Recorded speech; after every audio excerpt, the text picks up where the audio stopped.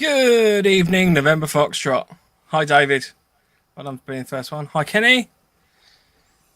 How you doing, Andy? Fuck off.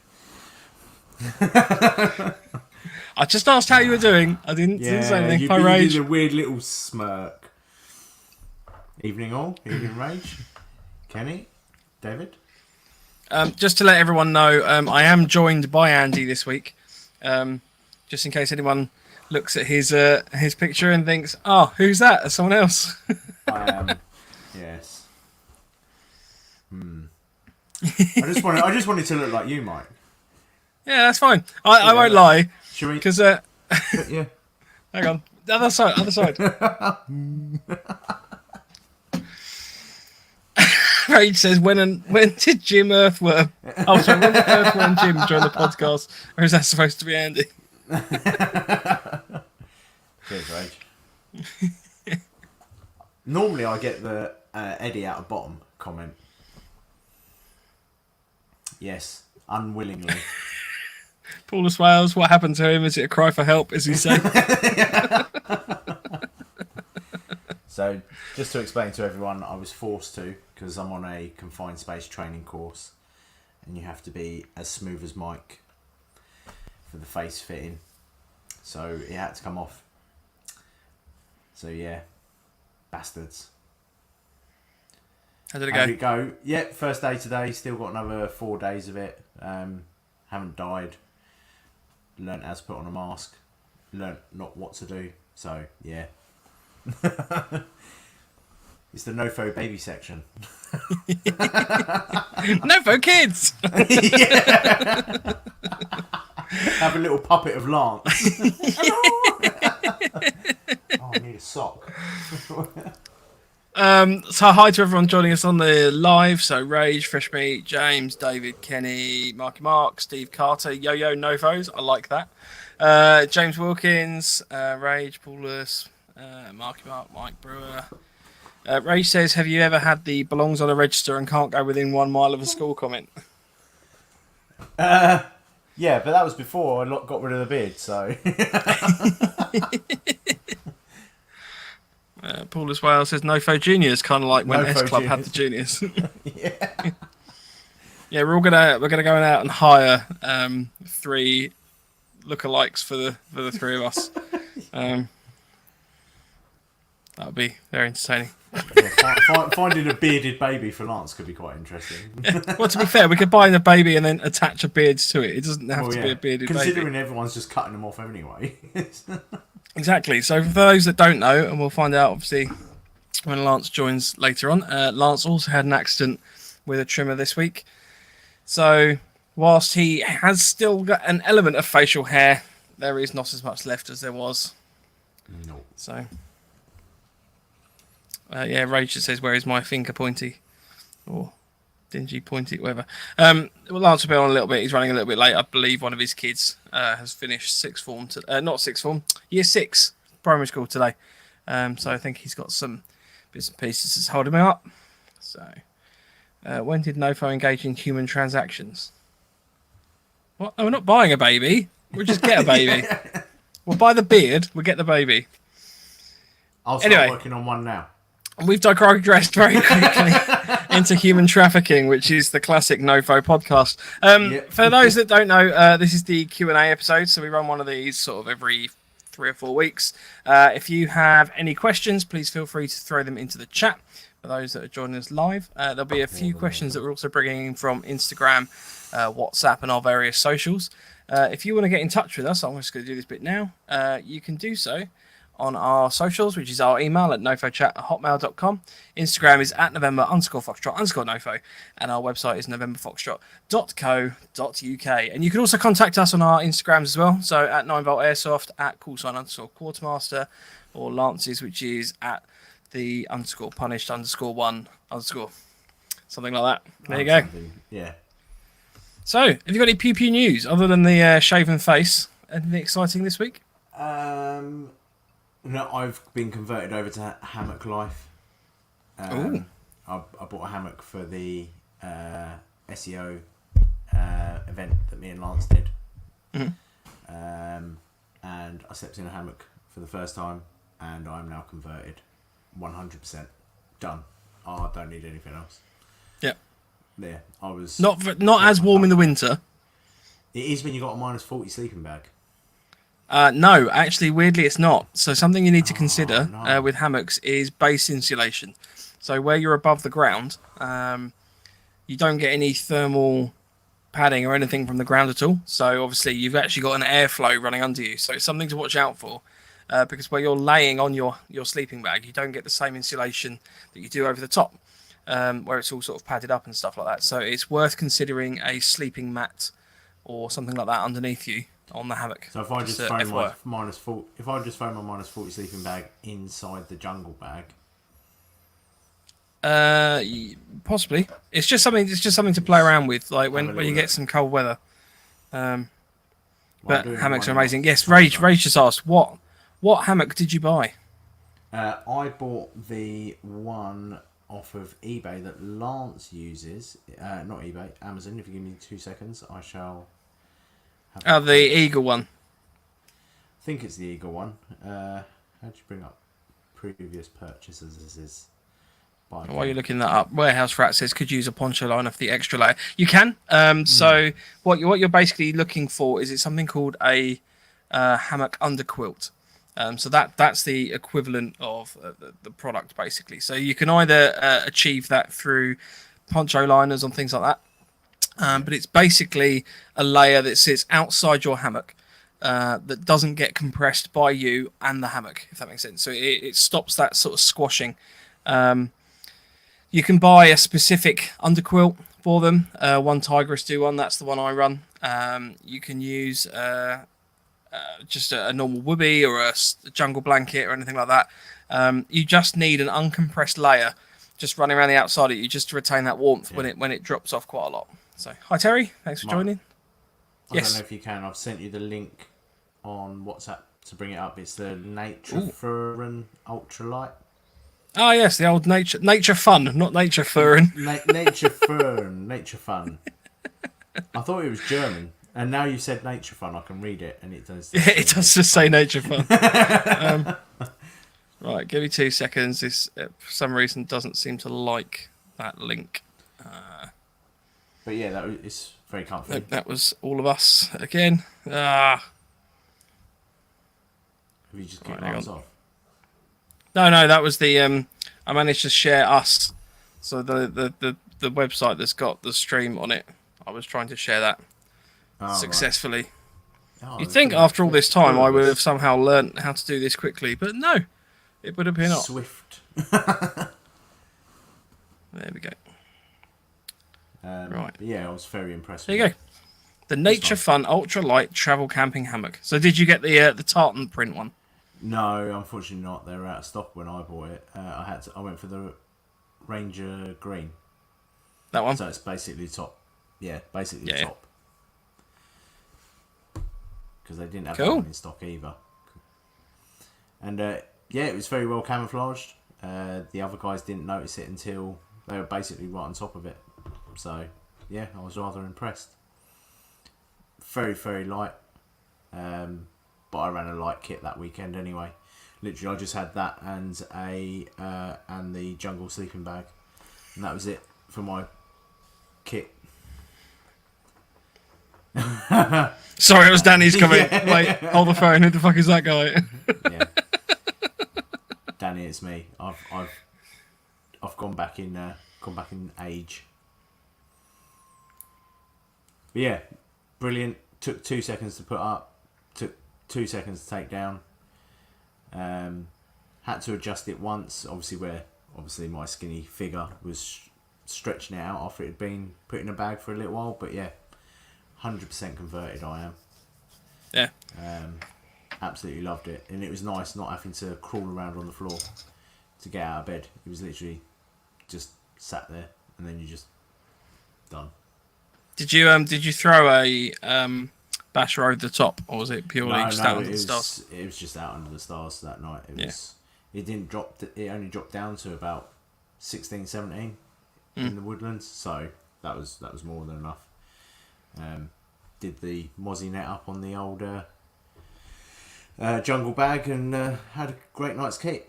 Didn't get bitten once in the woods. Came home, slept outside last night. Got bitten to hell. So, yeah. Nice. Yeah. No, that's cool. I'm glad you've converted, because I am a firm believer in hammocks myself. It's probably one of the most comfortable night's sleep I think you can have in the woods. Yes, 100%. Yeah. Because everyone else was sitting there clearing away all the rubbish, and I just went dum dum dum done. Yeah. And even Lance was like, looking. Although Lance dug like a little, he burrowed himself like a little weevil into the ground. There was like this. I did a proper little pit. He just went, and then just laid there and fell asleep for 2 hours. All right, Lance. Fair enough. Yeah, my fresh mate said it was warm. I must admit, it was an event I'm upset I missed, but I had my daughter's first birthday, so couldn't really get out of that one. Yeah, and unfortunately, not what I wanted to be fair. No, but, yeah. But you had great weather for it as well, didn't you? So yes, yeah, it was very, very hot. Kenny says, "Can you bring me a patch to Tuddenham, Mike?" I don't generally go to Tuddenham that often. If you ping me a message afterwards, Kenny, and I'll send you one. We can sort that out for you. It's not a problem. So I had a little bit of a spend this week. I bought myself an MSR wind burner 1 litre personal cooking system. So this is very similar to the Jetboil Flash sort of products that people would know about. This one's made by MSR. There's a few little bits and pieces that are slightly different on it that I do just want to run through. I know there are some people out there going, well, why didn't you just get the Jetboil Flash? So there's 2 key differences I've found. So one is I don't know if this is clear on the video, but there's a number of notches along the bottom. So you don't have that. Oh, sorry. Take up the screen. I'll tell you what. If I do there we go. Me. So there's a number of notches along the bottom. So for those with the Jetboil, I think there's sort of 3 attachment points. So you sort of have to rotate that round to find the lock-in. This one actually has one almost every ½ inch. So that makes it a lot quicker to attach. The other key difference is the actual burner unit itself. So this is a radial burning head. The idea is that this actually diffuses the heat across that whole head. The Jetboil system has, I think it's a naked flame under there. Whereas the naked flame in this unit is actually buried sort of in there, basically. So the product here is meant to be more wind resistant. So a lot of people have done various tests on YouTube, and I encourage you to go and have a look.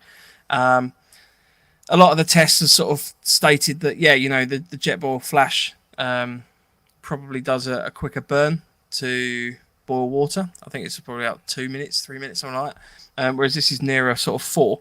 But this will be more consistent in windy conditions. So one of the reasons I bought this is I do a lot of wild camping on Dartmoor and the like, where it can get pretty breezy. So by buying something that can sort of cope better with that, it suited my needs. But yeah, that was a little cheeky purchase, which I quite enjoyed. Is it as noisy I don't know, to be fair. I haven't lit it yet. Do it live. Not many of the tests and bits and pieces I've seen have kind of really covered the noise. I think it is probably the same. I mean, it's a similar sort of system. It is ultimately a little kind of gas burner, so I can't imagine it's going to be too dissimilar. But we will do some science at some point. I'm hoping to do a comparison of this. I believe. Have you got a Jetboil? I know Lance has a Jetboil. Lance has a Jetboil. I don't have a Jetboil. I have a Challenger. No. You have a Challenger, so we'll do a comparison. I mean, I've got the Challenger as well. Because rage. Well, just because of rage. I just felt like I needed to join in. Yeah. Well, I think so. I gather that basically, the long and short of it, the Challenger is a generally slower system, but I think it's you get more pleasure out of what you're doing. The kind of Jetboil systems and the like, and gas systems are not really. They're not ideal because obviously they only run on gas. Once you run out of gas, that's it. You're dead. But for what we do, they are quick. They're simple to use. They're shut off you know, you can turn it on, turn it off, and it's pretty much done. You don't have any kind of cool down really to it. But yeah, I'll just cheeky little purchase that I'll do a bit of a test on, and we'll see how that comes out. Little update from my science. Obviously, I know from the last episode I was telling people that I've been trying out the prescription glasses with the anti-glare coating on it. So last weekend ran them straight for 24 hours. The plastic lenses fogged up, but the prescription ones didn't. So they're doing all right. I'm impressed. So Nice. Yeah. And that was proper science. That was me running around, sweating. It was hot. Yeah. So is it just the you say it's just the outer plastic is fogged up? So was that a significant hindrance, or was it like partially? No, not really, because it was just the outer one, and it's because it was on the sawflies. You could literally just use a bit of cat's crap is what I use, and I just rubbed it on, rubbed it off again, and it worked absolutely fine for the whole weekend. And that was instead of having to do the prescription lenses, because when you put it on the prescription lenses they can get a bit blurry because you've got two lots of the film in front of you because you've got it on the plastic and on the prescription. But yeah, it seemed to work alright. I was very impressed. Yeah, nice. I'd be interested to see because basically if you try some of that sort of fog stop or something similar on that, whether that would make too much of a difference, because I know that there's different ways that the lens obviously heats up, isn't there? So you get the heat that sort of comes out of your face directly, and then there's sort of breath that can sort of transpire heat and the way through. So I'd be interested to know sort of how much of a difference it makes in terms of one or the other. So like whether having like the two layers actively prevents like your eyes from heating up the inside of the goggles, with for example. with my Bolly ones, I didn't have the anti-glare coating on, and I had to put a fog stop or cat's crap on both of the lenses. So I had to put it on the prescription lens on both sides, and then on the inside of the actual Bolly glasses. Because what happens is they actually ended up steaming in between the Bolly glass and the prescription, not my face and the prescription.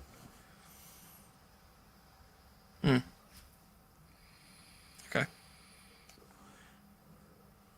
Nice. So yeah, there we go. Round a bit Cool. of science. Yeah. I had a question come in from Ivor Chestikoff.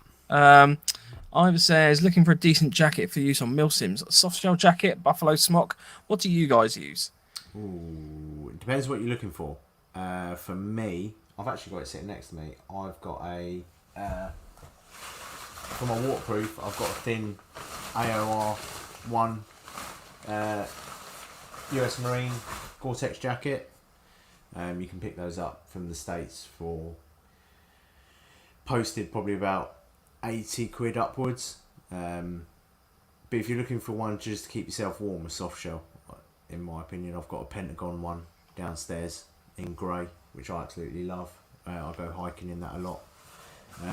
The only thing is, if you are exerting yourself, I do find that the soft shells can get you a bit toasty. But other than that, I tend to just either run that or the soft shell. They would be my two jackets. I've never actually got a hold of a buffalo jacket to try. Buffalo, what was it? Buffalo smock? Yes, still on the screen. I've never actually got a hold to try one of those. So, but I know they are nice. And then in the winter, I just use my Black Widow Whoopee. The Whoopee jacket. Yeah, the Whoopee jacket. That's if I'm really cold, I'll use that, and that's quite breathable as well. So you can run around with that and get quite hot. Because I ran it around with, when my bladder leaked all over my jacket that time at Octo. Ran around with that. It was reasonably nice weather. I didn't overheat at all, really. Yeah, that's kind of it. Yeah, so personally for me, I would generally go with layers. So whilst I own a couple Pentagon hard shells, soft shells, sorry, and I've got a couple smocks as well, and sort of various soft shell jackets. I prefer a soft shell jacket to a smock personally. I've got a couple MTP smocks, and I find that they are okay, but they aren't quite as modern as sort of alternative products that you can buy. One of the things I do generally tend to wear is sort of like a thin fleece layer, like a Norgi or sort of something similar to that. So U-back, Norgi, and then possibly sort of a rain jacket, depending on driving rain or anything like that. If you're kind of going up from that, Hella can do a pretty good fleece that I like. Oh, All right, mate. Hello. Oh, you look nice. Look at that. It's like, oh, it's all weird. I don't like it. That's it. It's Close the mate, channel. don't. I'm gonna take 3 months off till it's all back again. Right, at least you've still got some. At least you've still got some to stroke. I've got a bit. My chin shrunk about 1.5 foot. Well, there we go. There's a little bit of me that when you both said, "Oh yeah, we had sort of reduced facial hair," I was like, "Yes, I'm not going to be the one on the podcast with all the lack of facial hair." I You thought should that might have be grown the case. yours out. This is me growing mine out. Can you not see how long it is? Lance, we've just finished up the question from Ivor. Looking for a decent jacket for use on MilSim, soft shell jacket, buffalo smocks. What do you guys use? Ooh. Well, for obviously, if you've not got one already, a windproof smock, 100% get one of them. Got to have a windproof smock, whether it's a Buddha DPM or MTP. But yeah, a windproof smock is a wicked jacket to get. Not rainproof, they are sort of showerproof. You can probably treat it. And thermal-wise, yeah, a British Army softy jacket or the new Buffalo type, which is like a pull over the head with a little mat pocket on the chest, half zip.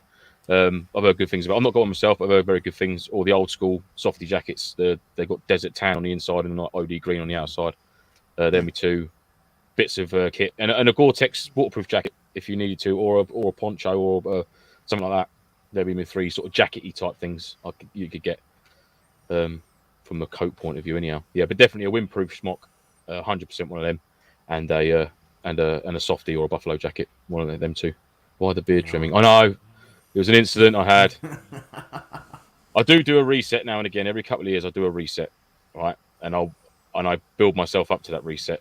Now, this reset was very sudden and unscheduled. You should have seen the message that we got. Something happened. Yeah, I had an incident. Yeah, so basically the clipper guard I had. I was in conversation. The clipper guard I had. I was chatting away, and I just went. And I went, oh, fuck. And it was... Oh, yeah. It appears that somehow our comments are being spammed. Excellent. Hang on. What's this? Do you play with your... Oh, I was going to read that one out. Play with yourself to the hub. It. I don't play with myself to the hub. I don't know what that means. Me. Or whatever the hub is, but I don't play to it. No. Sorry, that was my OnlyFans account. Oh, thanks, Rage. Not to you, as I imagine you're a fat slug creature. Yeah, that's right. Rage there are online security force. Just stepping in there, playing the smackdown for us. Friday. Andy's like, what's the name? Oh, right. Down. Okay. That is, yeah. It's not even Friday. It's Wednesday. I know. Is that a premium service we're paying for? Yeah. Come back when you're Wednesday. Wrong day. Why is she washing her cat? Why is it wet? Friday night and washing her cat. Well, the cat needs to be Next question. Next question. Next question. James Wilkins asks, any recommendations for DCS modifications? The first thing, I'm going to jump on this. The first thing I would suggest is you can get the little clips that you attach to, so it's the front either side of the plate, which allows you to clip the sides on and off. So none of that tactical Velcro noise of as you lift that front panel to then fold everything in. You can lose all of that. It just makes it a heck of a lot easier to get that plate carrier on and off. Shall I grab my DCS quickly? Just as there. Yeah, if you can. Yeah. Super fast. Here we go. Don't run into the car. Yeah, quick clips, I think they're called, aren't they? Something like that. Yeah. You can get. Like there's various different brands and things. I will find a link. I've got to admit, I love my DCS, but I found it too hot, personally. Which is why I sold it and moved over to the Recon. Oh, bear with. Hi. So, yeah, I think... What's on about these? Yes. Oh. Yeah, there you go. Oh, zoom in. So it replaces the Velcro. So on the back, you fold the Velcro back on itself and strap it down, and you get these. Which I guess is a bastard trying to do. Right. So what you do, get my earpiece in, is so rather than Velcroing, you basically that bit there. Female end goes on the cummerbund, if you like, and then the male bit's on the actual, and that just clicks into that, like so. No, my earpiece going to fall out again? Oh, my earpiece falling out. This is a really terrible demonstration. I've got no room. But essentially, if I can show you, is that better like that? There we go. So that just literally just clicks up. Yeah. And clicks in. I like nice how and you've easy. got your tube placed. Sorry? I like how you've got your tube placed. Didn't realise the camera had slipped down. Yeah. But yeah, and then you've got a little paracord. You do get a little. You can use like a grenade ring pull or something. I've got a bit of paracord with 3 skulls on it because I'm operator. Super clutch. There we go. So that's that there. You literally just give it a little tug, and then out it comes. No tactical paracords. No tactical Velcro screaming. So yeah, that's the only mod I've really done to my DCS. There she be. I mean, one of the advantages with those clips is obviously once you've got it set up to where you'll find it comfortable, it doesn't change. You know, you can literally attach it in and it'll be the same place each time. Yeah. There we go, Marky Mark. Those clips are on eBay with a complete cummerbund if needed. Yes, and I think the company is Krydex, Krydx. I think it's Krydex. Look them up on eBay. They're the ones that I got from them, and they've been absolutely banging. Really good. They do all sorts of little gadgets and gizmos. I changed the shoulder straps on mine. You know, the padded loop around. Oh, can you do that? Yeah, so you know you've got the Velcro that wraps around it to hold. Yep. You can literally take that Velcro padding off and put a new one on. And I'll put the Ferrero Comsess on because they're well comfy. Have they got extra padding in them, have they? Yeah, they got thicker padding. Nice. Yeah, that was... I was considering pipe lagging, but it's like, come on, stop being tight and actually just buy something that's actually been made for the thing.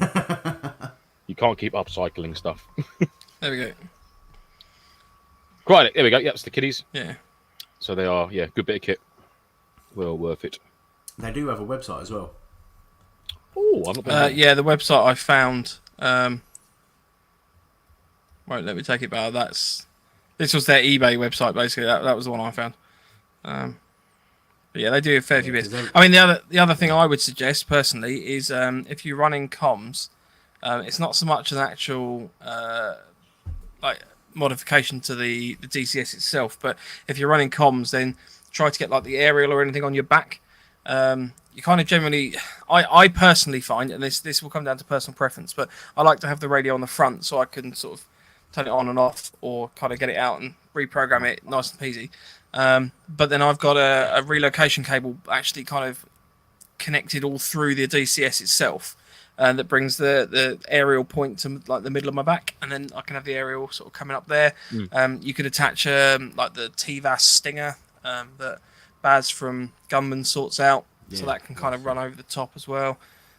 Yeah, with your comms, Mike. One thing I'm not sure if it's Krydex that do it, but there's a radio pouch which I've seen on eBay, and it's a pouch. Obviously, you go on your waist or something like that, or on the front of your rig. It's all Molly or whatever you want to call it, and it's got 2 little retaining clips or like 2 little straps. So rather than having to get the radio out, you can just undo each side, and the radio will just come away from the pouch like that. So it's like a clear screen. Yeah, like a map case sort of material. It's tap belts. Oh, okay, yeah. So I've not got one of them, but I thought that's quite a cool little concept, really. Rather than having to get the radio out, it's just like, fold it out like a map case, and then you can just program it and then clip it back up shut. Yeah. I've got on my DCS. I ran it for a while. I've got these on my. Where is it? My comms, I sit because you've always got that little void between your waistband and like the chest bit as well. So I've got on each side of it, I've got a radio pouch which sits actually inside here. So if I was trying to do that, you'd be able to see it a bit better. If I undo that, so my radio pouch sits there, so it actually goes behind the waistband. So I have a radio there and one on the opposite side. Then I just run up my gubbins all up, and it doesn't get in the way then. And plus, then if I undo the waistband, I've not got any comms or aerials. Think, oh Christ, I've got to take my earpiece out. Yeah, see, I've got mine attached. Mine's attached to the waistband, and then all the wiring is all fed through the molly down the waistband. And then I've got it set up because I think the DCS comes with the 2 clips either side, doesn't it? So you can detach the shoulder. Does, yeah. So I've got everything set up so that my right side never gets undone, but my left side I could still detach if I wanted to. Okay, so my PTT comes down over my left shoulder on the shoulder strap, and then it doesn't go any further than the clip. But I would, it's not really a modification again, but I would personally always try and wire everything in. So if you've got wires running around the kit, try and keep them all nice and tight. Use cable ties and things to kind of as if you see these really fancy electricians photos where they cable tie everything and it's all nicely organized. The stuff you do, having all that stuff. Well, you say that, and yet he was moaning earlier in the week about how all of his cables go all over the place on his plate carrier. Oh, it's because I changed rigs, isn't it? It's I can't be arsed with wiring cable tying it all in because I run the DCS and I run my chest rig, then I run webbing. It's just like I've got to undo all that. Or unless I just buy 3 of everything, and I'm not going to do that. Although I have contemplated it.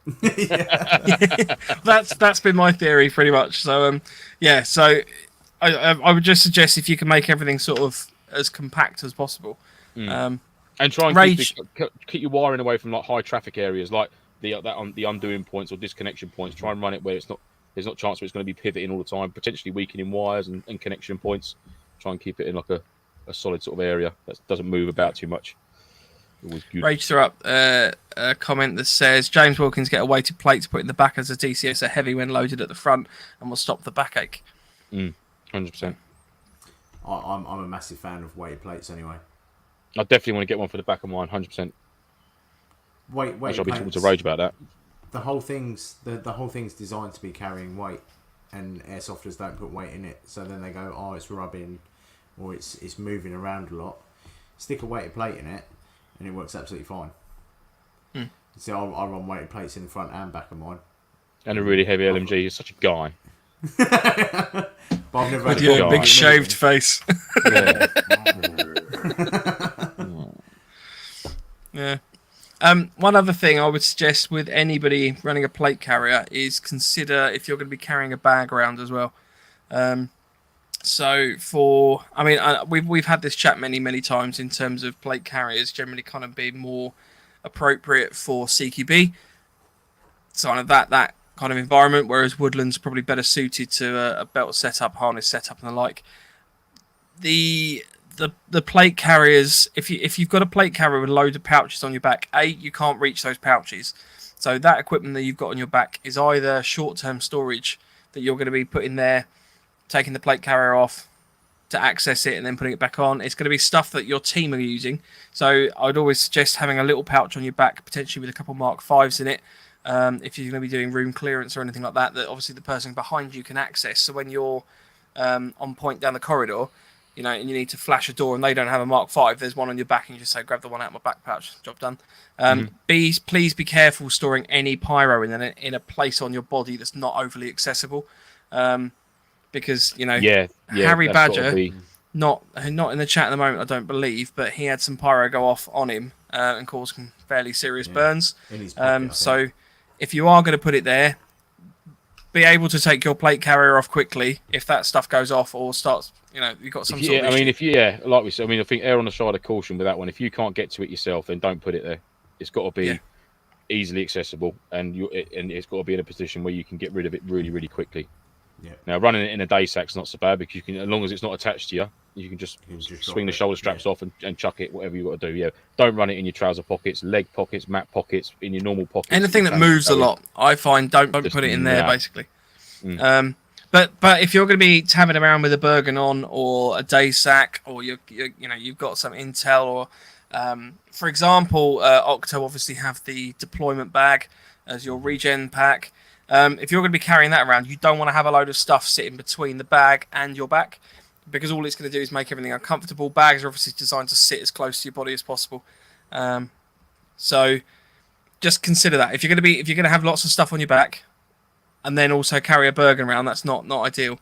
Having said that, if you've got a backpack or sort of these mounted day packs or the like, Rage has just said that you can get one of the Warrior back panel backpacks and put a 1, 2 litre, 3 litre hydration pack in that will obviously balance it out for you too, and that's what he does.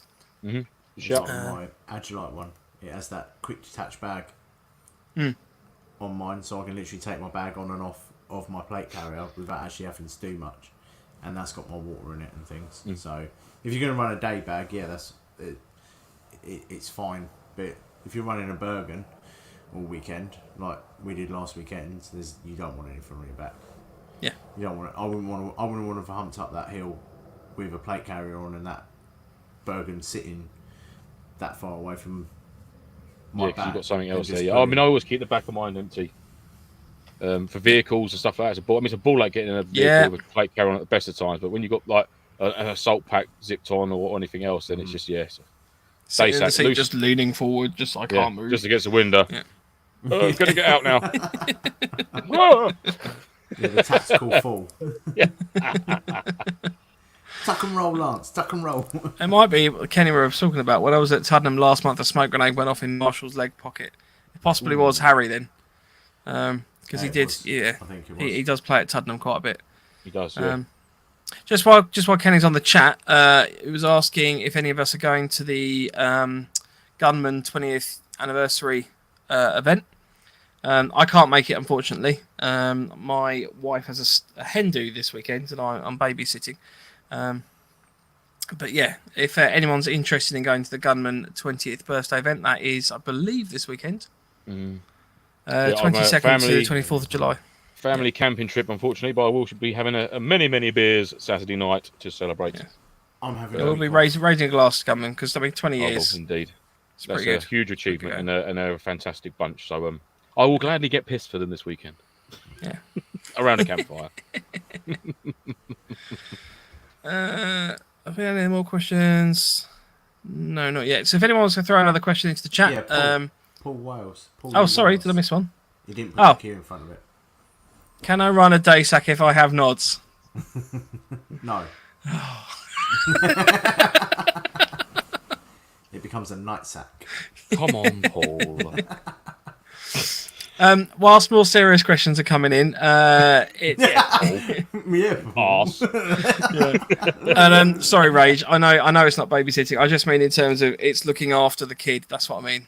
It's my missus gets the right time when I call it babysitting. Well, it is babysitting. You are sitting the baby. You are looking after the baby. I know what they're. I know what Rage is getting. Is this a paid gig? Yeah, it's a paid gig. I'm not in any way suggesting that it's not my responsibility to look after her or anything like that. And I really enjoy spending time with her. We had great fun yesterday. Sidetracked massively. We went to Blue Water. Fun fact: Blue Water isn't air conditioned. For anyone who's interested, no, it has a natural airflow system. Because I had a chat with the concierge desk about this when I went in there. Oh, that must have been an interesting chat. Hello, my name's Mike. Do you have an air conditioning system? Yes, excuse me. I'd like to ask you a few questions, please. So yeah, but they don't have an aircon system. They have an natural airflow system. Some of the shops have air conditioning, not all. It was interesting to see how they coped. Did you only frequent the air-conditioned stores, Mike? No, I went in a few different shops actually, but it was interesting that a lot of the outdoors type shops didn't have air conditioning.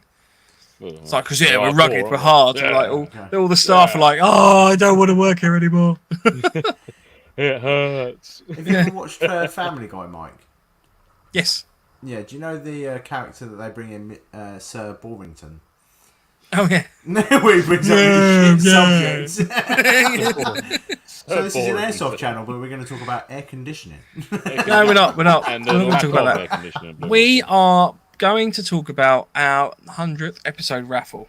So we recently, there was this week actually, we released on our website our 100th episode raffle. I can tell you for a fact that very few people have seen it because we have had no entries into it at all. But all the details are on our website. The way it works is that you donate some money to the RBLI. I had a chat with the RBLI following some of the comments raised. I know Rage was quite keen for us to kind of find a charity that deals with PTSD. So I actually spoke to the RBLI to ask them the question. They do assist with PTSD. They also assist a number of other charities. So if they basically end up with a pot of money and they distribute some of that money out to other charities as well to help out, basically deal with things that they can't deal with directly. One thing that was interesting is the RBLI wants to make it very clear that they are not associated with our podcast. The reason being, and to be fair, I hadn't thought about this, they don't want to be promoting MilSim for PTSD sufferers, which I think, to be fair, is perfectly valid. So the RBLI, I should make it clear, are not directly associated with our raffle, but the way we are raising money for them is through a donation to the RBLI on our Just Giving page. Again, details of that are on the website. And then you then need to register your donation. And this is very important. You need to register it on our website so that we can match up your donation to our raffle system and our raffle prizes and our raffle process. And we will then allocate raffle tickets. I said raffle way too many times there. And then on our 100th episode, we will be pulling those out of the hat. And then Any particular hat we're going to use, or I think we might have a special hat. We'll wait and see. We're going to use your hat, Lance. Ooh. We're going to have to tape up the front to fit all the tickets in there. But yeah, so the idea is that we're raising money, and just to clarify, in that donations to the RBLI does not necessarily automatically enroll you in the raffle. You have to put the thing in our website. We will then check your donation, and then the way that the raffle is working is that you give a donation, and then we, through the generosity of us and our sort of supporters and all the various people that have given us gifts, are going to allocate you some raffle tickets to say thank you for that donation, and that enters you into the raffle. Yeah. And it's very important I make that clear, because otherwise we are in breach of the Gambling Commission. Oh, God. I have done a lot of research on this in the last few weeks, and it is a minefield. Way too it's complicated. Amazing the things you've got to do to raise some money for a charity. It's ludicrous, but the problem is that ultimately it is a form of gambling, so you have to comply with that. We're not getting any financial gain from it, so that's another thing that's important to understand. But the full terms and conditions that I've written out after much research are on our website as well. There's actually a box you have to tick to say you've read them, so... Marvellously done, Mike. Well done. Oh dear. But yes, this is why we love you, because me and Lance did fuck all. No, you read them. You read through them and gave me a bit of a steer. I think Lance was busy at the time, conveniently. We had beard incidents, at the time. Otherwise I'd have done it. So if you'd like to participate, details on our website, and we'll be floating a variety of photos around on the socials as well. We've had a number of very exciting prizes already attached to the raffle through the help of sort of Defiant Airsoft and Empire Airsoft. We'll also be trying to get some more prizes to add to that pile. We want to sort of try and raise as much money as possible. I think our target's £500. It would be cool if we could maybe hit £1,000. That just personal. That would be cool. Personal goal, yeah. We never do this, and I just want to make this clear that we never ask this, but please share the shit out of this. The more people that we can get this out to, the people that can see it, the more people that we have a chance to try and raise a little bit of extra money. I'm not asking anyone to join November Foxtrot, like us, anything like that. The only thing that you need to do, and this is just purely the mechanism on our website, is so that we can register the tickets, and that's this whole Gambling Commission thing. But please share the photos. They're on Facebook, they're on Instagram. If you want physical print-out copies, let me know. I'll send them to you. But just try and get it out as far as wide. It would be just really cool if we could hit our target of £500. That'd be awesome. At the end of the day, it's not about us. It's about the people that you're going to be donating to. Exactly. You're going to be helping a lot of people that are going through a lot of bad stuff. So any money that we can raise is going to go towards helping those guys and girls, both serving and sort of veterans and things like that. So all good things. All good things. Right, we had a question from Rage. How do you keep your Yukara going if you just do MilSims now? Ooh, that's a good question. Do 3 MilSims within 3 months of at the same MilSim site? To be honest, I just do the 3 skirmishes at the end of the 3 years. I think it's valid for. No idea. I haven't bought a new gun for yonks. Yeah, or just buy second hand. No, I didn't. Or buy second hand. Yeah. Although technically with second hand, you should still have a defence. Just like to put that out there. But your defence could be if you're part of an airsoft team, that's a valid defence. Your car isn't everything. From what I understand, as long as you've got, say, a membership to a airsoft club or airsoft team, or if you're a Defiant member, for example, or what do they call them? One of their special players. That's your dispensation for it as well. Basically, you've just got to prove it. But weirdly, a firearms license does not cover you. Shotgun licenses, stuff like that, don't cover you. No. So it has to be something. Reenactment counts. Kenny there says. Yeah. Reenactment teams. Yeah. Yeah. Your car only lasts a year as well. I think we said it was about 3 years, but yeah. But yeah, literally, as long as you can prove to the officer at the time, or the shop at the time, that you have a valid defence for buying a non-two-tone weapon, then most shops. Your car is just the easy version. For me, I just go and play 3 games at the beginning of the year. It's not I think there are some shops that kind of use it as a be all end all. You know, if you haven't got your car and then don't want to deal with you, because you say it's easy, but fundamentally it's easy for them. So if you haven't got it, you know, it's a kind of a catch all, isn't it, for not having to deal with that issue. I think it's probably easiest to go and do a couple skirmishes. Ultimately, you know, we always say this. It's good to test kit out every once in a while. You don't have to take them as seriously. They're a couple of days. You get obviously the opportunity to meet a couple extra people. Just have a bit of fun with it, you know, at the end of the day. That's if you want to go down the Yukara route. For me personally, the guns I've purchased, I've gone to various suppliers and that I know. I can obviously talk to them. I can have that chat. So, for example, Kenny or Shane from Ultimate War Games, I think he does some sales as well through his store. So, you know, the people that we've met and the people we deal with, there's a lot of these shop owners as well that go to MilSims. So have a chat with them. You know, they might be able to source you something. But Yukara's easiest. Come along to any Rift Airsoft site. Yeah, there you go. I will be at, and we'll sort you out some Yukara sign-off sheets, and you get to see me in person without the beard. Amazing. No, amazing. More, that's it. Sold me on it. I'm coming. Afraid of the dark. Hi, Afraid of the dark. There was a couple of questions. I'm just going to run back. Kenny says, how much are the tickets for the raffle? So, again, it's done in the form of donations, but it's £5 constitutes one ticket, up to a maximum of 4. If you donate £20, though, we will throw in an extra ticket for you to say thank you. If that makes sense. So there is a breakdown again on the website.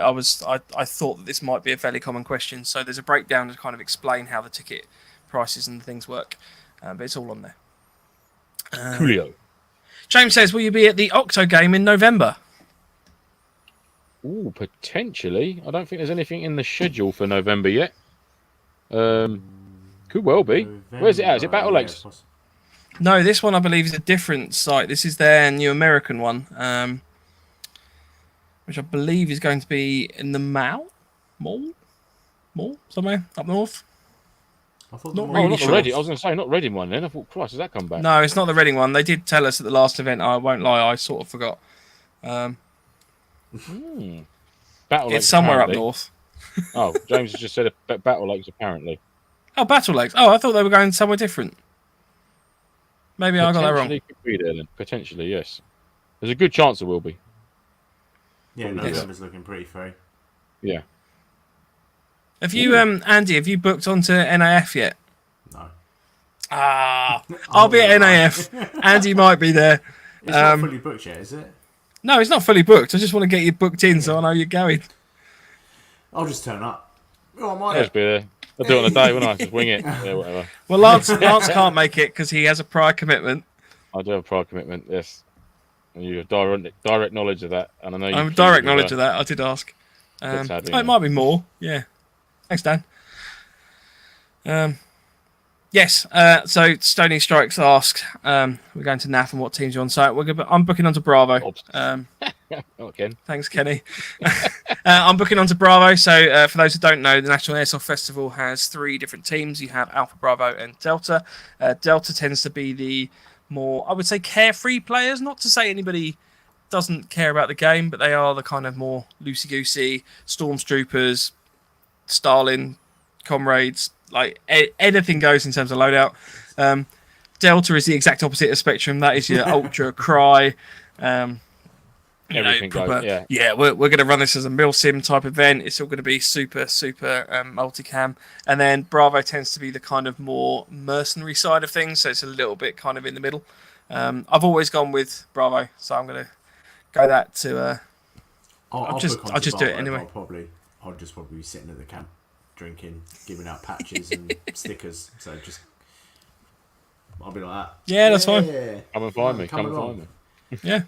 Kenny's going. He's come to. Yeah, Empire Airsoft. I'm going to NAF just to smack your ass, Mike. Thanks, mate. I look forward to it. Lovely. There'll be a public viewing of that at 3 p.m. on the Saturday. Yeah, we'll do a live one as well. A public flogging of Mike. We'll invite Friday Wet Cat. Yeah, Friday Wet Cat. Yeah, I'll have a chat with him and let him know. Right, hang on, because the chat's going a bit crazy now. Marky Mark, Raffle is the UK only. Yes, it is the UK only, unfortunately. Basically, it's to do with the postage of stuff, all the raffle prizes and the like. Some of the things we're giving away directly, we just can't afford to post them out internationally, so I apologise for that. So, Warehouse Rat forgot the question mark. Not sure. Is there a question? Is there a question? Oh, sorry. Further up, it's the raffle for the UK EU only, so it's just for the UK. Sorry, Warehouse Rat. We in the future, you know, if we can build our advertisements and we can somehow raise a little bit of money without making it too advert heavy, then yes, we would love to give stuff away to guys in Australia, girls in Sri Lanka. I don't know where I'm going with this anymore. But just stop now, you'll end up digging a hole. Just stop. Yeah, I know. So we just can't afford it at the moment. Sorry. Marky Mark, if I donate 2 lots of £20 at different times, does that equate to 8 tickets? It does not. So it is a maximum of 4 to 5 tickets per person, because we don't want to make it pay to win. Ultimately, I don't. You know, feel free to donate as much as you like. That's obviously not restricting your donations, but we will only be allocating 4 or 5 tickets maximum to each people. There you go. Anything else? Anybody see any other questions? There was like a whole flurry of comments. Here we go. Any rift sites not down south? Yeah, Bomb Dump. That's up. It's up north somewhere. It's 2 hours from my house, and I'm Watford, so up the M1. Oh, that's right up then. That's not an enemy short away, isn't it? Yeah. Well, just before. Yeah, Bomb Dump. Comsite. Comsite 3. That's near Billing Acrodrome, I think it is, that sort of way. And then there's a couple down around my area, but they're worth the travel if you got the time. And they're quite relaxed. What site are you predominantly going to be marshalling at, Andy? Anyone other than the Bomb Dump, because it's a 2-hour drive, and I've got to be there at 6 o'clock. And I've got to be there at 6 o'clock in the morning. So yeah, that's Midlands, not North. Happening. Well, it's north for me, mate. There is no Midlands. It's either south or then there's north. I'm north. I'm north compared to these two guys. I'm the other side of London. So. Andy is our token northerner. Yeah, that's as north as we're going. Yeah, I'm working in Uxbridge tonight. That's north for me. I went to Guildford once.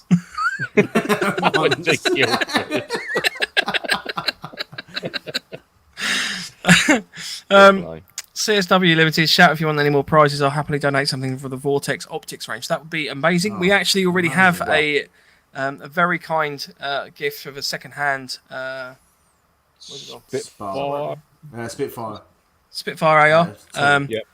But honestly, mate, if you'd like to get in touch, that'd be awesome. I can drop you a message afterwards. That'd be fantastic, please. Yeah, the more we can give away, the more chance we got of getting more people drawn in, and that's all we want really. Definitely. James says you guys need to come up to Catterick. I'd love to go to Catterick. Oh, yeah. Love to. One day, mate. One day, James. We'll be up there. And Rage. We'll be up there. Rage says you really are a bunch of shandy drinking southern fairies, aren't you? Yep. I don't know. Shandy's a bit strong for me, Rage. I'm an ale man. Thank you very much. I remember me and Rage swigging some shandies and just putting that atomic kitten on and just. I know what gravy in a pasty is. Yeah, and scraps. I want scraps with my fish and chips. I know all that jargon, mate. Yeah, I'm down. I know that northern chat. Proper southern food. Jelly eels. Yeah, pie, mash and liquor.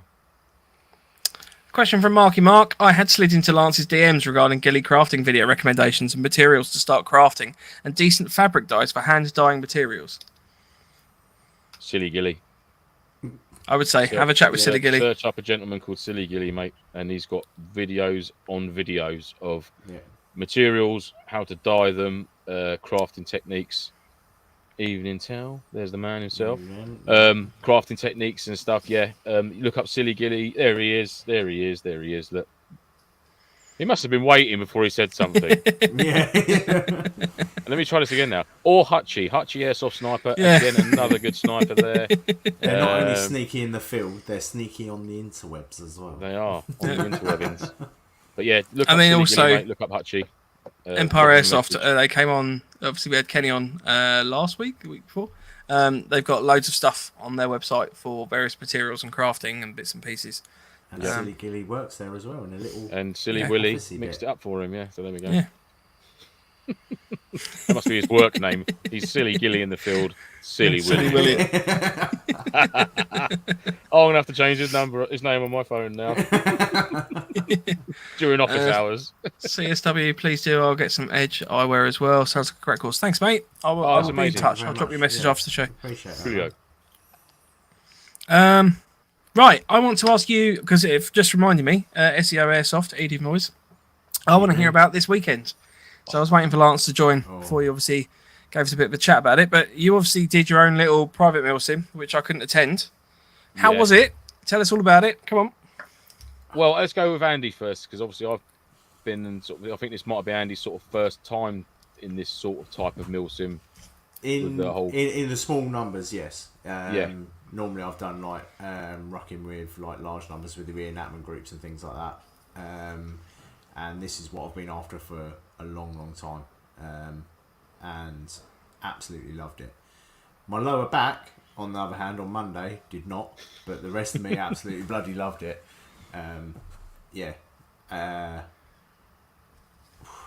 The trouble is, it's where to start. Like, even just walking around with your Bergen for we were walking around 45 minutes to an hour. Yeah, sort of patrol, long patrol out first, sort of try and find a location for our harbour area where we were going to sort of like essentially ditch the bags and then sort of operate out of there, sort of start putting out patrols and things like that. So that was cool in itself. And I mean, the location is obviously, we can't share where it is, but it was stunning, absolutely untouched, just amazing. Yeah. But yeah, so I mean, arrival was a few of the guys arrived Friday evening. And they were set up in an area not to do with the game as such at that point.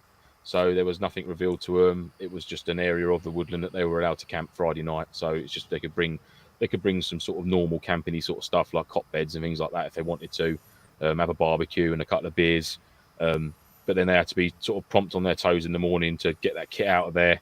And have their obviously Bergens, belt kits or whatever they're running and their mains ready to go. And they were very prompt. I worked Friday night, so I had to go there. I got there about 2 a.m. Saturday morning and just sort of parked my truck up, grabbed my kit, patrolled down to where they were camped out for the night, and then just sort of got my head down for a few hours or till about 6. And then it sort of went on from there. Terry arrived. The other good thing about it as well, which is what Andy, I'm just going to sort of mention what Andy said to me, was that my guys who are the hunter force for the event had no idea who, how many, and what their opposing force was. Brilliant. Which was a really good element to it. Yeah, so it wasn't like a briefing at the beginning where everyone comes to Op 4 and NATO or Blue 4 come together and you all get a massive briefing. Op 4 didn't arrive till Saturday, whereas nearly all the NATO guys, apart from one guy, which was Wayne, who arrived early hours of Saturday morning anyhow, so he arrived was out in the field had no idea who was there. They got a briefing from myself and Terry. We then, my guys got like an in-game briefing from me once we reached our harbour area and got patrols going out and stuff like that. And obviously at that point, then they still didn't know who was. They obviously knew that Terry was with the opposing force because he's SEO and it was obviously under SEO's flag for the weekend. So he'd done his little spiel, safety bits and bobs. There were some additional elements in it, obviously because of the heat we had. Sections that were required to carry a small fire extinguisher with them. You had to be able to see where your pyro dropped. You had to cook your smokes first, so all the sparking had finished. And bits and bobs like that. Was when you guys put so we only had a limited amount of water with us. Instead of like loads of people bringing hundreds of bottles, you guys went round and you put big water canteens that's right. full of water at water sources.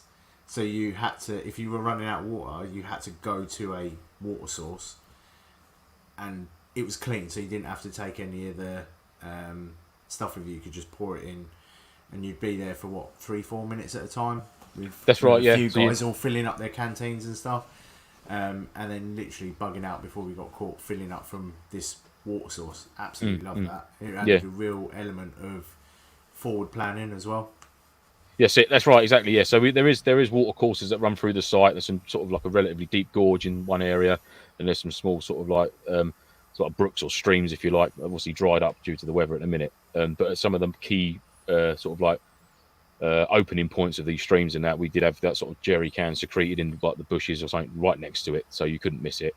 So if you were running low on water, you'd sort of have to think, right, we need to go this way because there's a water source here on the map, shown on the map. We'll check it there, see if there's any water, and then obviously guys go all around the fence. A couple of guys get the water bottles, get them filled up, dish them back out to the team. So that was a good element. There's another, like Andy said, it's another element where you've got to think on your toes. You've got to think, right, I've got to be mindful of how much water I'm carrying. Obviously, didn't want people carrying like 5-6 litres each because you're just going to be sweating even more. So there's a couple of litres each, and then through like 3/4 of the way through a patrol, you'd be able to replenish. We also had water back at our harbour area and bits and bobs like that. So that was a cool side to it. You're almost going down to the river to collect water and things like that and top up. And there was no filtration or anything involved. It was clean drinking water in a proper water jerry can, you know. So there was no like having to get like your iodine tablets at the bottom of your bottle and leave them in there for half an hour before you drank it. Potentially getting the shits anyhow, but there we go. But yeah, that was cool. So that was another good little thing that me and Terry sort of spoke about prior to the event and sort of brought that in as like another element.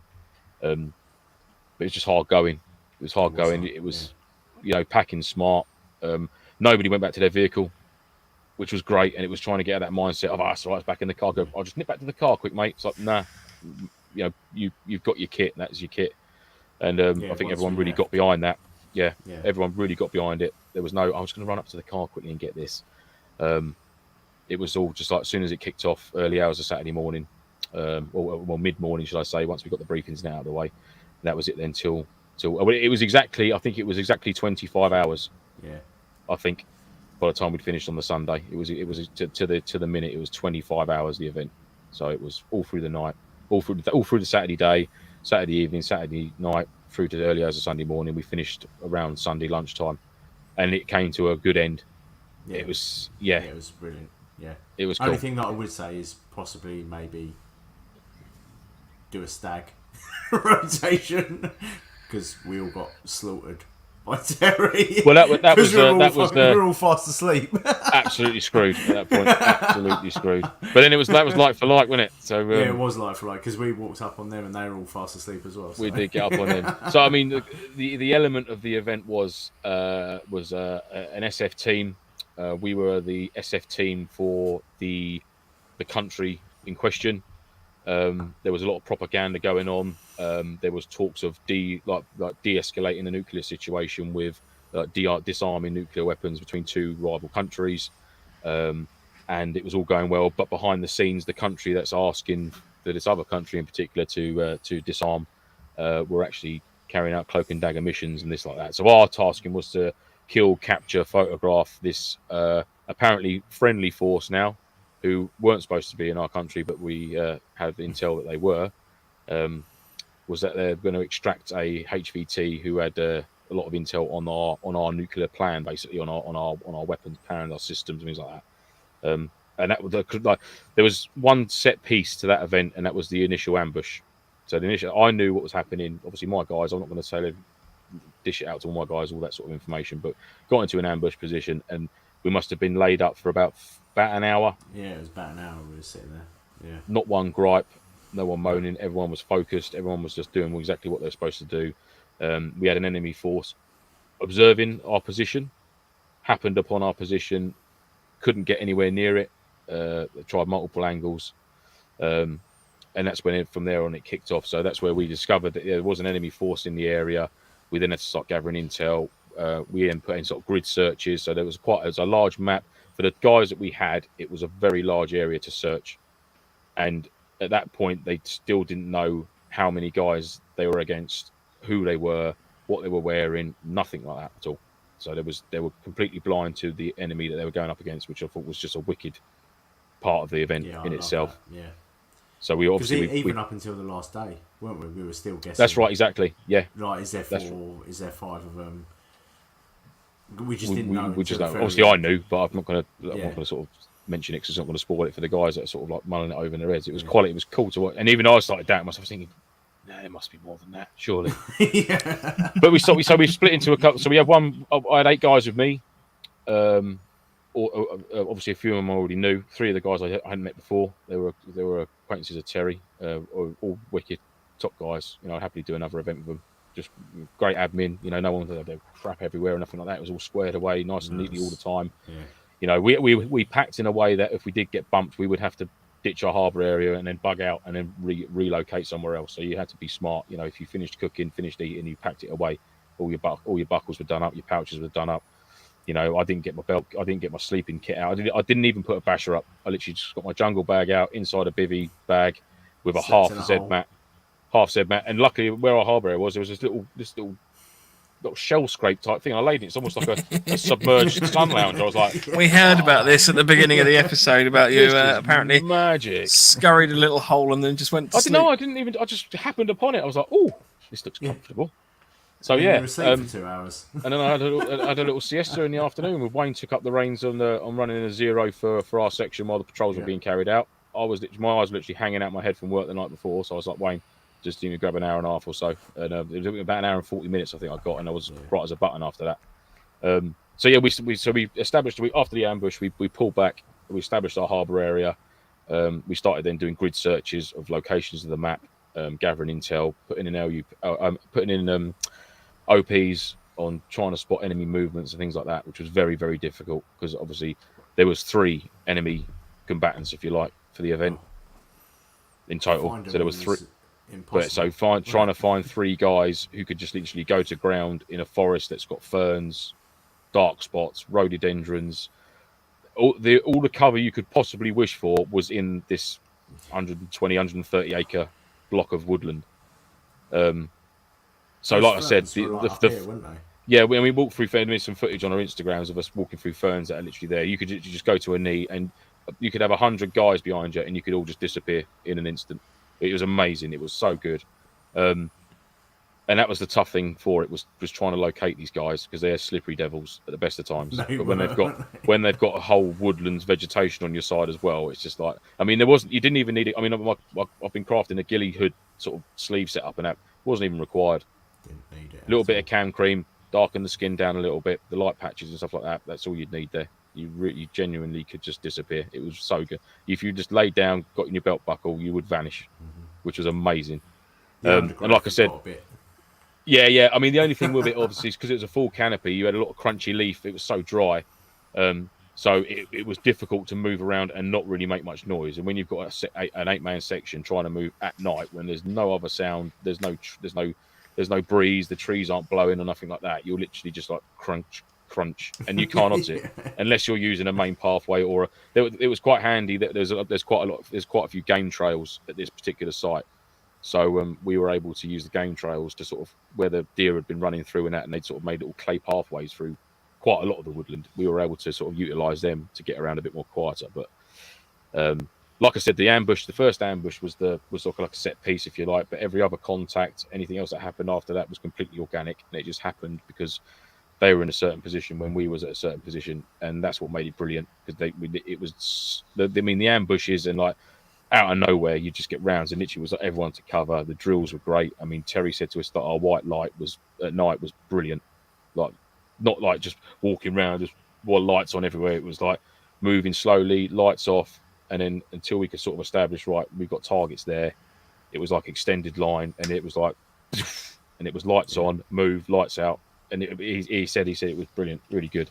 When we bumped into them that night, when we were just going to head out, and they were heading out as well, and we literally just all walked into each other on the road. That was just literally like, whoa, here's a contact. But yeah, it was great. It was sporadic contacts. I mean, not a great deal of firing. I mean, I think I probably used a mag and a half for the weekend for the event. And obviously single shot for M4s. LMGs were allowed short control bursts.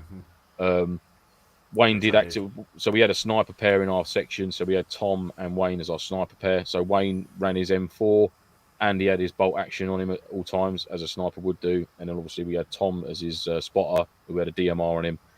So any recce's that we had to do, them two would peel off from the section and go and get to higher ground, lay into cover, sort of scan the area sort of thing for us, and sort of feedback in the intel they gather like that. And again, because it's so built up, it was difficult for the sniper rifles to be used because of you didn't have a great clear line of sight. I mean, it was a lot of it was close quarters. Close quarters battle in a woodland. There was no buildings, there's no pallets, there's nothing. It's all natural cover, trench systems and ditches. It's all naturally formed over years, and that's what's cool about it. It's completely untouched. So I've thoroughly enjoyed it. It was so good to get back out to having a Bergen. And if you've not got it, you've not got it. That's it. Yeah. It was the really only good. reason I used so much ammo was because every time we came in contact and I roughly knew where they were, I was just cutting down the bushes. That's all I was there for. I was just mowing it was down literally the like bushes. it was literally like Blaine from Predator with his minigun. Just like that, yeah, it was cool. We could shoot them if they've got nowhere to hide, was my tactic. Yeah, it was cool. So did you guys like share kit, or was it like you all packed individual sort of setups? I mean, I think everyone just sort of squared themselves away. I mean, obviously you do what you do. If someone's boiling some water up, anybody else want a cup of coffee? Anyone else want to make a brew? There was loads of that going on, which was cool. Andy obviously doesn't eat hot dinners or hot drinks because he's weird, so he just his cook system was well easy. Yeah, I thought because of the heat, I'm not even going to bother taking a cook system because you can eat those Wayfarer meals cold. So I was just like, what's the point of it taking the extra weight? I'd rather ditch that and be able to carry more water, which is what I did. So yeah, that was fine for me. And how did you get on with your webbing? So it's the first time you've run webbing? First time I ran webbing, it took a bit of getting used to. Still need to adjust it in places. I definitely think I'm going to go over to is it the Dutch Army vest webbing that you run, Lance? Yeah, which is what I've got. That's what I've got here actually. I actually found with mine that my belt, so where I attached the Dutch Army yoke to the webbing belt itself, it's not the fact there was a gap there, but it actually made the belt sit a little bit too low on me, which I found when we were stopping, going to ground, like kneeling and that, I just find that the pouches would catch on my back and sort of like ride up a little bit. So as soon as I got back that day, I was there, just completely dismantled it. I took every pouch off, and I positioned it exactly where I wanted it, and then sort of reattached it. So it's actually now been completely where I had a little gap there. I don't know if you can see that. I did have a gap between the bottom of the vest and the top of the pouches. So these pouches have actually gone up about 2 inches now, 1.5 inches, and that's just like, I'm just well happy with that. So that is a wicked little setup, which I can't wait to get back out again. It was so comfortable because it spreads the load all across your chest, your shoulders, your back. It's not just on two straps there, which does work well, but that's just extra comfy, extra comfy. Cool. Yeah. I'll There's loads of got loads of questions about species for you. So, this is obviously regarding the keeping people separate at the beginning of the event. So SEO says even our large events will have these separate elements for briefings. We will never allow people to get to know the opposition. That was cool. Yeah, see, that's a cracking idea. I love that. Yeah, that it is perfect. Really made it half the fun for me. And it brings that PID into it, where people say about camo patterns and things like that, and it's just like, well, you're seeing each other to start with and things like that. So I don't know how there can be any question of it. But like it was just free reign. It was 2 SF units. You know, we had some in Tiger, well, a bit of Tiger Strike. We had DPM, we had MTP going on. Likewise for we had some US Woodland stuff, and it was likewise for the enemy force we were against. But it's just knowing who you're with and PIDing the target you're against correctly and efficiently. And there shouldn't be any green or any blue on blues going on and stuff like that, unless it's like an absolute massive crazed frenzy battle around buildings and you're just cutting in and out of doorways and it's like, oh shit, bang, by accident. But you've got to be mindful of it, knowing where other sections are and stuff like that. No, it's cool. Yeah, I know that was one of the things I found at the Defiant event was I've been to enough DEA events that where you're meeting up at the beginning to do the briefing, you get as many photos as the enemy as possible, because I'm not being funny, but most likely you will have to go and find certain members of the VIPs at the, I get that it's probably an element that's kind of outside the scope of the game, but it gives you that little edge in terms of, I got a photo of them at the beginning, I know who they are. It's cheating though. Is it cheating, or is it using it to your advantage? The briefing isn't part of the game, is it? No, I get that, but that's why I think it'd be a really good idea to keep people separate, because for example, Kevin at the Defiant event, we were taking loads of photos of him and like trying to keep an eye on what he was wearing, because we thought he was going to be a HVT. He wasn't, but Marky Mark. So was this the start of the MilSim similar? Potentially, yes. Dry run. It was a good dry. It was a very good dry. It was a very impressive first attempt at this sort of style of event, and I don't think we had any complaints. We had some good criticism come back, positive stuff. Oh, perhaps we could do this. We'd like a few extra numbers next time, not a lot. I don't think it requires for the style that Terry and myself are going for. It doesn't require many more, so it is going to be quite a small, select event, which in a way is really good, because you. That being said, though, I think Border Wars and MilSim West and things kind of run this sort of type of thing. You know, where sort of people are tabbing in Bergens and stuff like that. I would love to go to a massive event like that. Oh yeah, definitely. But the area that we do it in, it would. I appreciate that. Spoil, but I mean, if you had the site to do it, definitely, 100%. I could just sort of envisage this kind of like big trail of people like moving through and like. I think it'd just be definitely. Wicked. Armored columns and.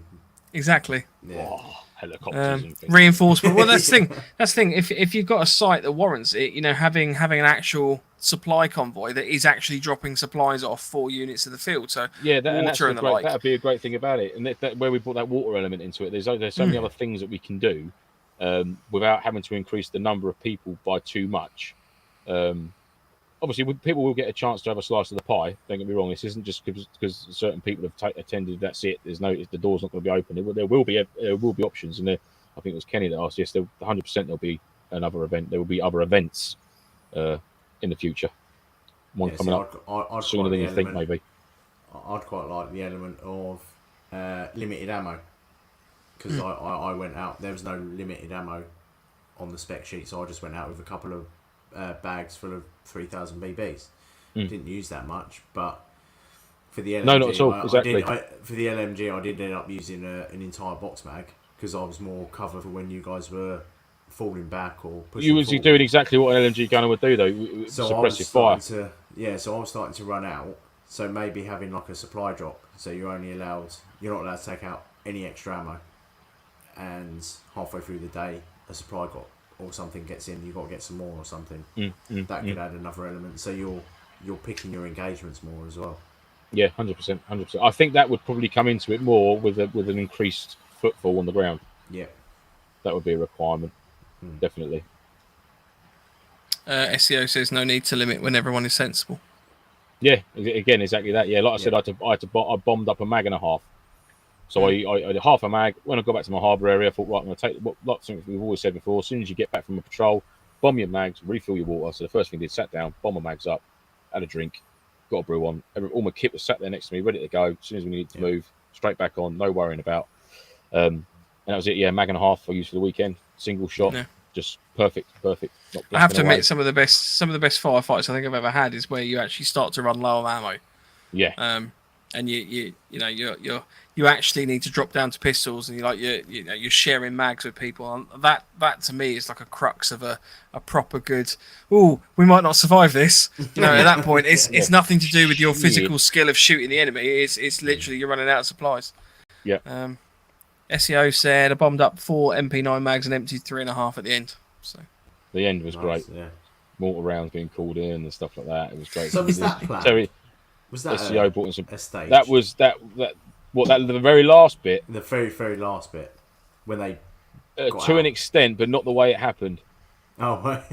So the debts and that were all set there. It was as and when we were going to utilise them was completely organic. That's when it came to a natural ending. It was just like, well, this is perfect. This is perfect. Hence why I didn't get a chance to get any camera or anything set up to actually record that last bit. It was just like, no, do you know what? I'm not going to bother. It's just wicked. I just want to be in this sort of moment with all you lot.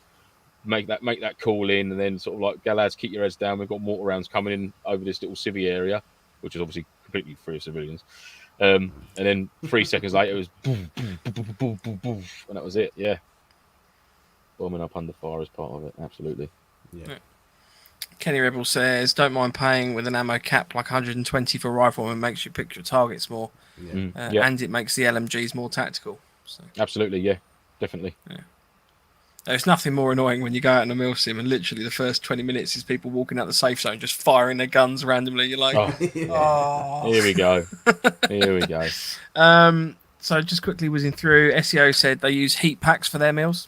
Yep. I'm assuming that this is Terry on the SEO Airsoft one.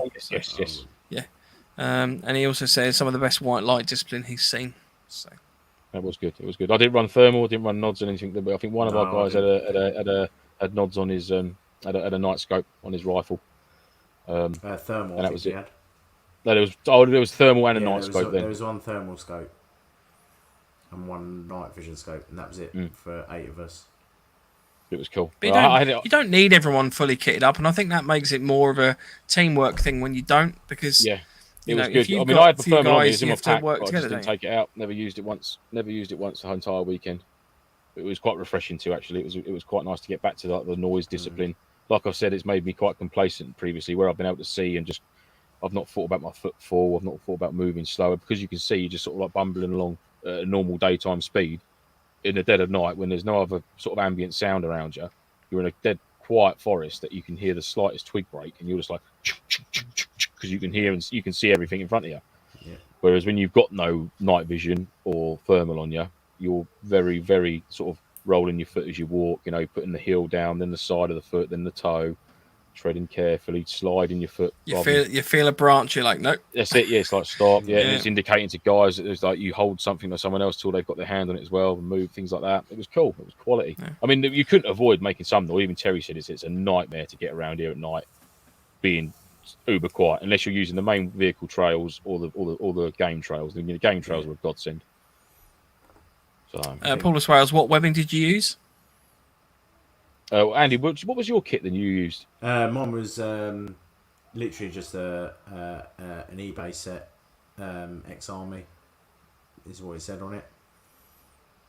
Yeah, nice. MTP. MTP. That was got all the pouches with it. I think it was about 79 quid I ended up paying for it after postage. But I didn't think that was too bad for the first.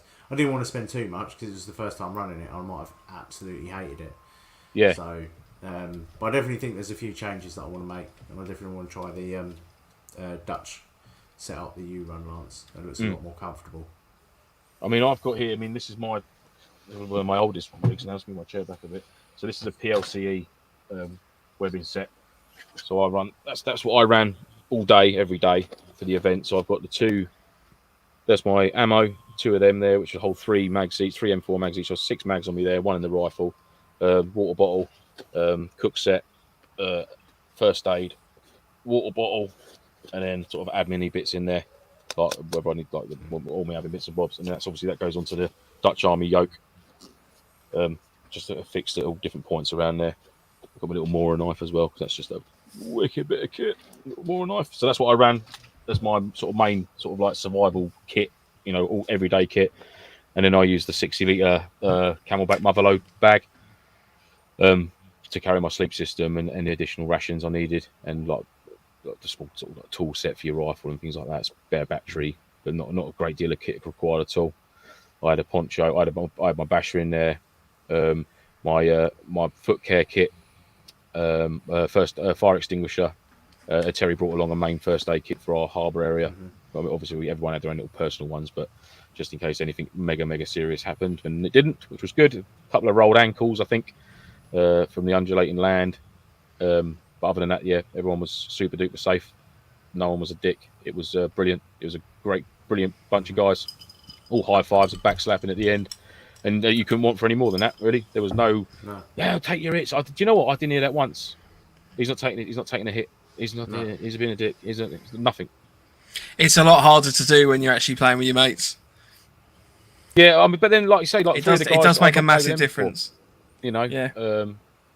But it was no, but it's still if it's a little event, and you know it doesn't really. I think it's as soon as you start introducing players that don't know each other as well. Sorry, yeah. You know, there's no trust there and stuff. Just saw Wayne's comment there. So yeah, we happened upon their harbour area in the sort of dead of night. Sort of crept up there, sort of flashed a white light now and again. No movement. So we come up on them fast asleep, much like they did to us the following day. But then when someone panned a white light down, there was a little baby deer just sort of laying down about probably 15 foot away from Terry and his boys. Just like it made it like almost like a little nest in the bracken, and he just had his head pop up like that, staring at us. And we were all there like all tactical like this, and we all went, oh.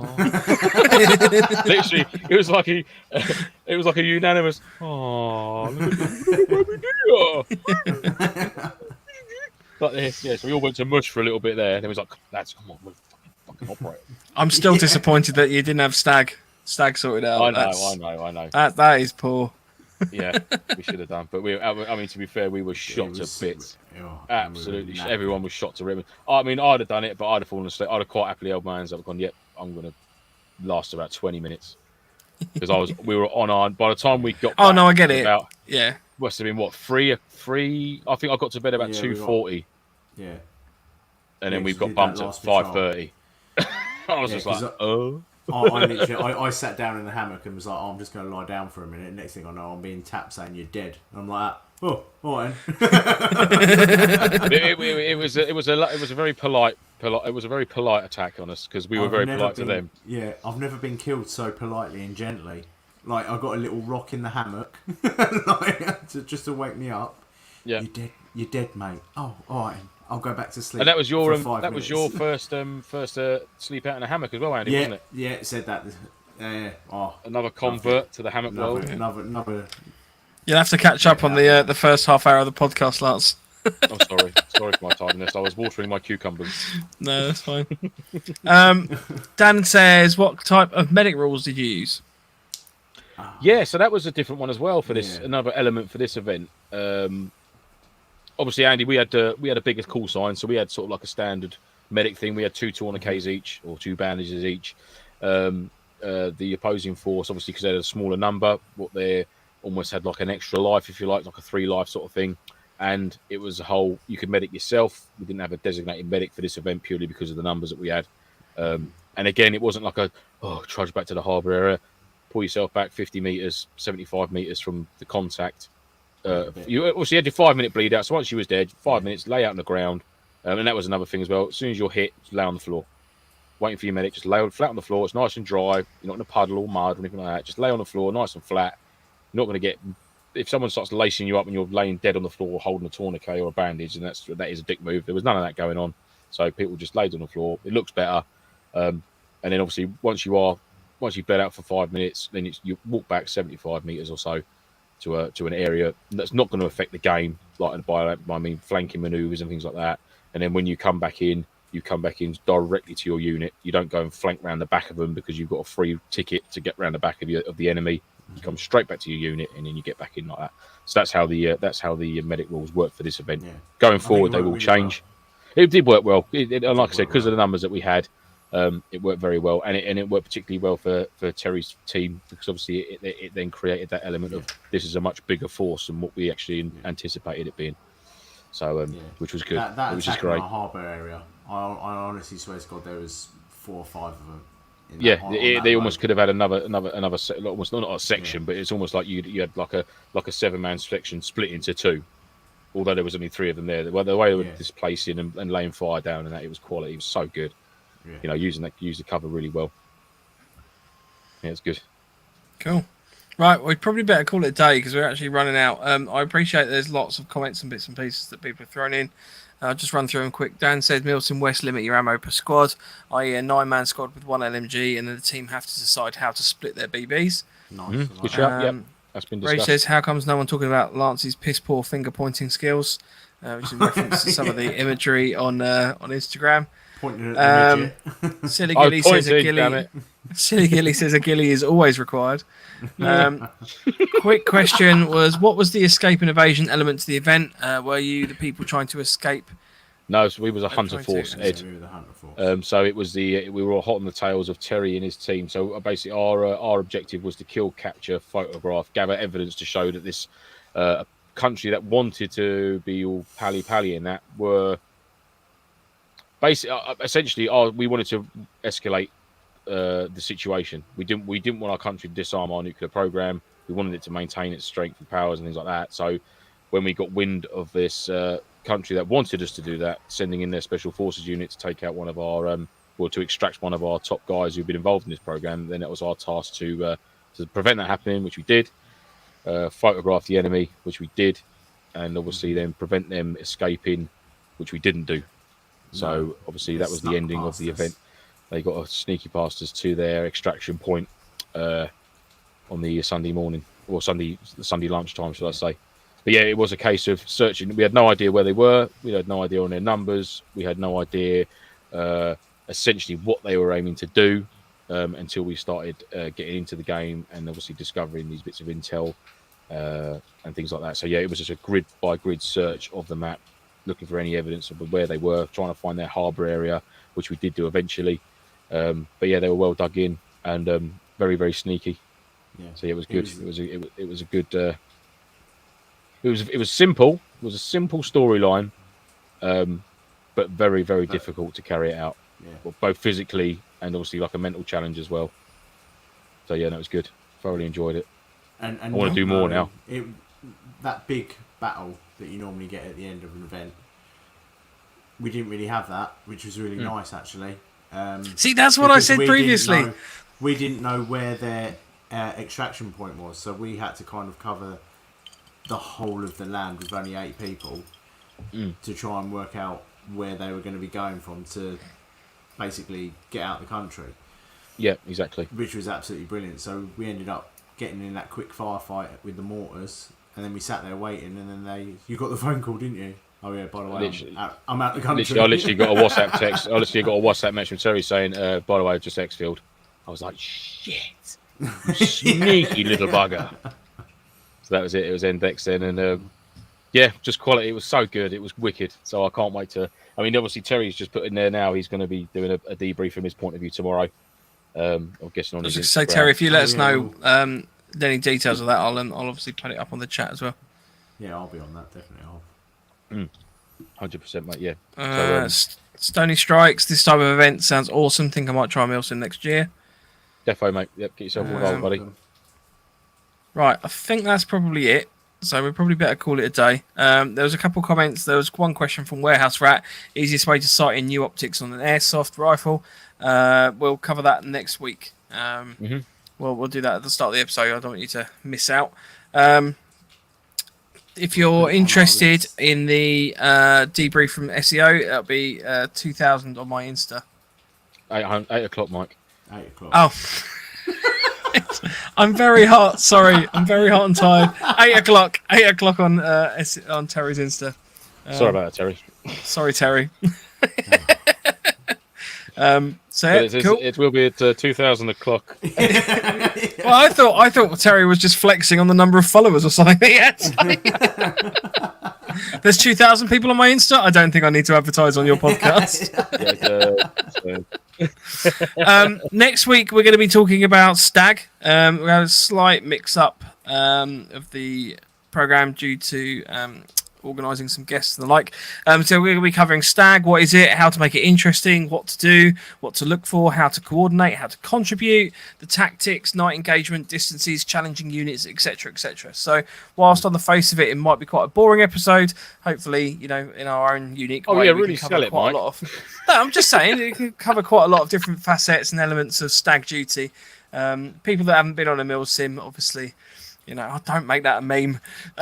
No, it's 2000 o'clock. It's time for the Mike Show. There was another question as well from Pony Tony from MilSim. What kind of kit would I be looking to play a DMR role? So again, we'll cover that on the next one. Lastly, Marky Mark, I'm a northerner living in the south, struggle with trying to find a decent chippy that does scraps and good gravy.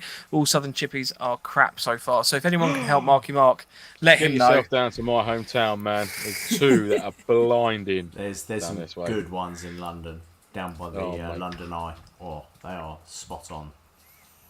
Look up the new Harbour Fish scraps Bar in East Grinstead, West Sussex. Harbour Fish Bar, mate. My mate Paul runs it. Ooh. Yeah. Terry, I'm just looking up your Instagram. Is it the SEO_Terry_01? Can you let me know? I know. I just want to make sure that I'm advertising the right one. Or it's SEO_Terry. Oh, quick! You go to one of those. Quick point I'd like to make. I never knew that deers bark. Oh yeah, that was weird, mate. So we went. So it was just getting. It was probably about 9:30ish at night. So we just patrolled out. We got into this little wood block within the woods. It was like where you got the pathways and the main vehicle tracks. They sort of like separate this up into little grids of woods with a perimeter pathway around a lot of them. So we got into this section. It's really dark. It's quite light outside of it, but it's got such a thick intertwined canopy. As soon as you got in there, it was like it's night, and there was this like natural trench system that runs around the edge of it. So he was all laid up, like an all-round defence, just getting eyes on these different trails to see if we could pick up these guys manoeuvring. Laying there must have been a good 15-20 minutes, nice and quiet. And then I look to my right, and I just see the silhouette of this deer come into our woodland, and he stops, and he knows there's something there, but he don't know what it is that's there, which is obviously us. And he's probably 2 or 3 meters away from me, and I'm just sort of laying really still like that, and it's gone. I went brown pants. I was like, I don't know if he's going to charge at me. I don't know if he's going to. And I just got on the radio. I went, there's a fucking deer barking at me. But when he did it, because you were right on the far edge, like I was in between 3 other guys, like in a little triangle on that corner. When he barks and you went like that, everyone went, "Oh." Yeah, I was the first one. If he was going to charge, it was going to be me, and then it'd be the rest of them. And I'm just like, oh shit, like that. But then I think whether I moved or somebody moved, that sort of spoke to him, and he went back out again. I was like, oh, thank God for that. Ooh. How did we lose Lance because of a deer? Yeah.